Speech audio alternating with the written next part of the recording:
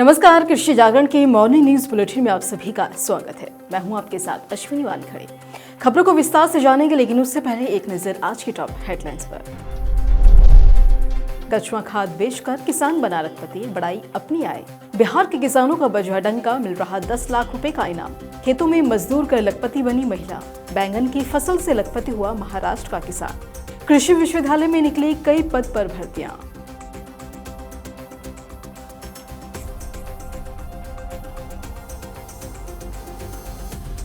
अब खबरें विस्तार से। रासायनिक कीटनाशकों के बुरे प्रभाव के चलते खेती में जैविक खाद का उपयोग काफी बढ़ रहा है और इसी कड़ी में वर्मी कंपोस्ट के इस्तेमाल का महत्व भी बढ़ गया है। केंचुए से बनी खाद में प्रचुर मात्रा में जीवांश, कार्बन, लाभकारी सूक्ष्म जीव और पौधे के लिए उपयोगी तत्व पाए जाते हैं। किसान इसे अपने घर पर ही आसानी से बना सकते हैं और यही वजह है कि किसानों की दिलचस्पी वर्मी कंपोस्ट के बिजनेस में काफी बड़ी है।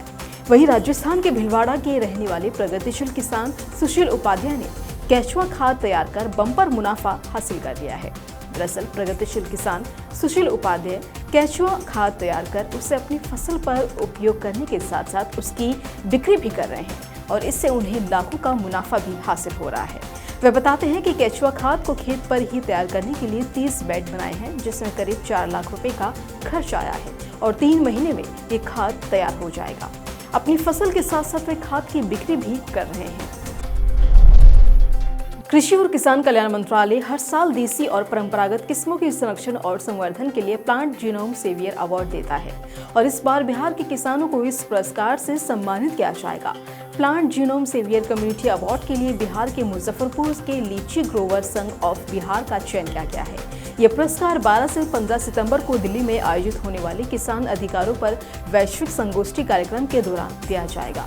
वहीं इस अवार्ड में 2 किसान समूहों को 10-10 लाख और 4 किसानों को 1-1 लाख रुपए दिए जाएंगे। साथ ही किसानों को प्रमाण पत्र और प्रशस्ति पत्र भी दिए जाएंगे। इस पुरस्कार के लिए लीची ग्रोवर एसोसिएशन ऑफ बिहार मुजफ्फरपुर और दूसरा भागलपुर कतरनी धान उत्पादन संघ का चयन किया गया है। लीची ग्रोवर एसोसिएशन ऑफ बिहार मुजफ्फरपुर को साल 2020 और 21 के लिए भी पुरस्कार दिया जा रहा है। छत्तीसगढ़ में एक जिला है कोंडगांव। यहाँ की रहने वाली उषा देवी की कहानी का जिक्र दिल्ली से लेकर बस्तर के बिहुड़ तक हो रहा है। दरअसल स्वतंत्रता दिवस के अवसर पर लाल किले के प्राचीर से देश को संबोधित करते हुए प्रधानमंत्री नरेंद्र मोदी ने उषा का जिक्र किया और इसके बाद से ही इनके बारे में जानने के लिए लोगों में होड़ मच गई। उषा सफल व्यवसायी बनने से पहले गांव में दूसरों के खेतों में दिहाड़ी मजदूरी करती थी और मजदूर बेटी से लखपति बनी दीदी इतिहास विषय से स्नातक हैं। वहीं प्रधानमंत्री द्वारा लाल किले से की गई तारीफ पर उन्होंने कहा कि परिवार को गर्व है कि देश के सर्वोच्च पद पे आसीन व्यक्ति ने स्वतंत्रता दिवस के मौके पर उनका हौसला बढ़ाया है।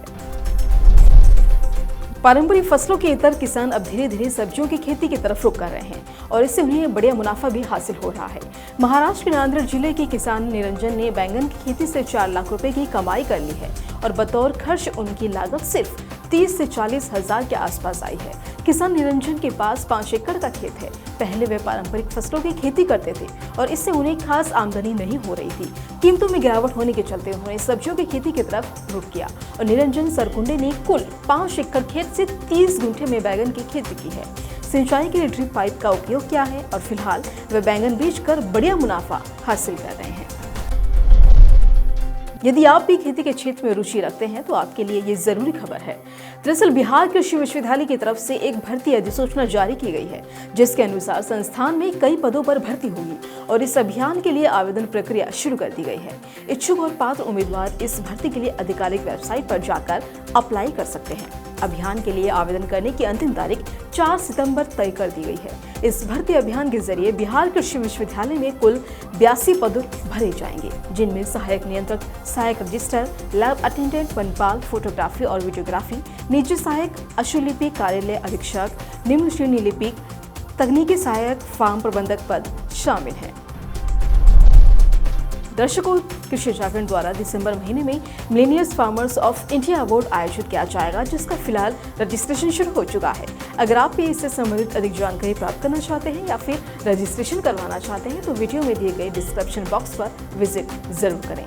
फिलहाल के लिए हमें दीजिए इजाजत और ऐसे ही तमाम खबरों के लिए बने रहें हमारे साथ। ब्यूरो रिपोर्ट, कृषि जागरण।